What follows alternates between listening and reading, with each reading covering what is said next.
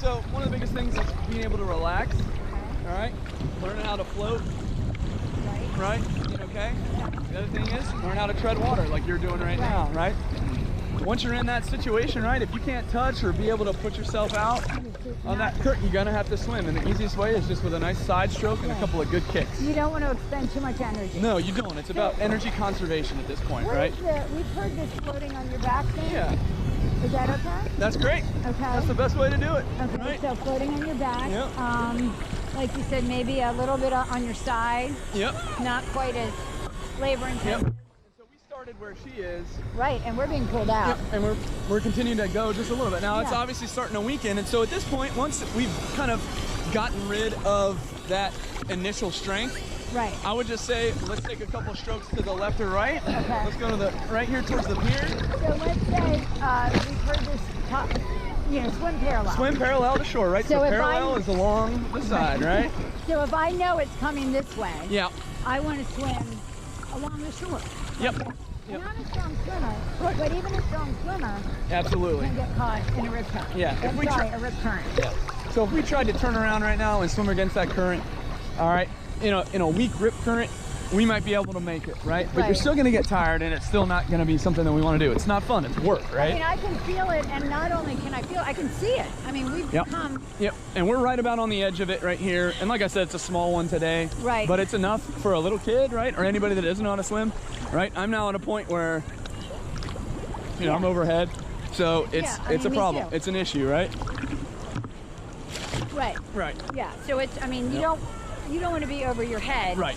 And lose strength. Right. So let's talk about a few other things. So we're swimming calm. Parallel. We're calm. Well, let's do calm, and we're doing. You could do some kind of a floating. Yep. Like this. Yep. Until you got help. Yep. And then the other thing is to swim parallel to the shore. Yes, ma'am. Yep. Okay. And again, does it matter how you swim or just that you do it? Just do it. And like I say, get a good couple big kicks. So a side. So you can just like a side is probably the best way. Yep.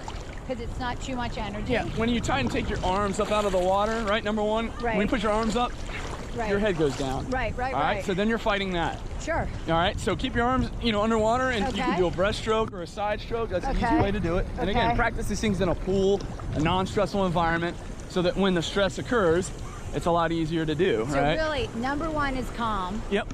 Number two, don't swim against it. Yep. And number three, try to find a way, either floating or a parallel to the coast to keep yourself, from being pulled out further. Correct. Okay. And then, obviously, if you're in trouble, you have to get help. Yep. Why do so many rescuers get drowned when they're trying to help people? So a lot of times if a layperson is going out to rescue, they don't have any flotation. Right. And they're in a panic state, so they're going to drown me because it's the first thing they see and the first thing I come up to. Yeah, and they're gonna grab onto me. And one of the things that I can say, if you're ever in that position, right, the last place that victim wants to be is underwater. Right. So if they're taking you under, get underwater, get some distance away from you and the victim. Okay. And talk to the victim. Try to get them to focus. them. Yep, exactly. I gotcha. Right. And I mean, how many years have you been doing this, John?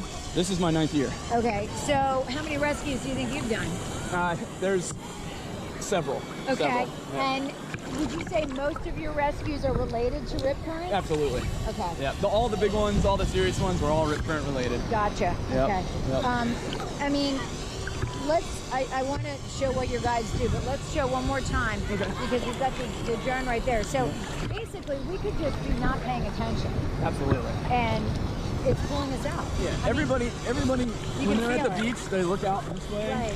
And then the current's going this way, and then they turn around and swim back in, and all of a sudden, wow, look how far we were there. the beach is. And here's an interesting little side note.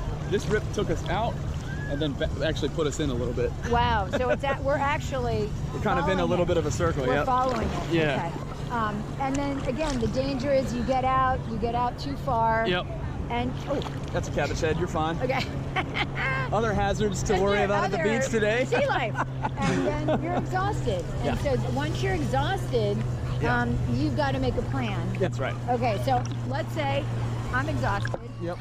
I don't think I can swim parallel and get out. Yep. So what's my next step? I need help. What do I do? So I would put your hand up. Okay. And call for rescue. Okay. That's the biggest thing you want. Right. And so the lifeguards see us. Right.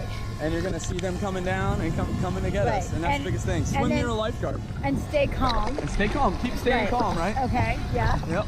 Because at this point, I feel like I can't make it in. Yep. I'm okay. Right. But I just need some help getting in. That's right. And that's okay. It is. You think people get maybe embarrassed thinking, well, I'm a good swimmer. This isn't going to be a problem. Pride is definitely a big thing, Yeah. right? Ego. Yeah. You know, we see, you know, people don't want to be rescued by lifeguards. It's embarrassing that they Right. got into trouble. And yeah, you're fine right now. So, but you might get to a point where you're no longer fine. Right. And we want you to be conservative with So that. talk to me. What's going to happen? He's going to hand me the buoy. Yep. So And what do I hold? he's going to talk to you. Okay. He's going to do all the bit. Okay. What's going on? He's gonna ask you like what happened, you know, what's going on, Right. Okay. You look like you're in trouble. Grab on. Yeah, I'm just really exhausted swimming in this rip current. So if you could help me get in, that would be great. Is it just you out here? It's just me. Okay. Yeah. Grab on. All right. And so let's say like she was really tired and having a tough time holding on to the buoy. What's another way that you could bring her in? Give her something. Just you know, control her with. Yeah, there you go. Kind of like this. Yep, exactly. And we're gonna watch out for the waves.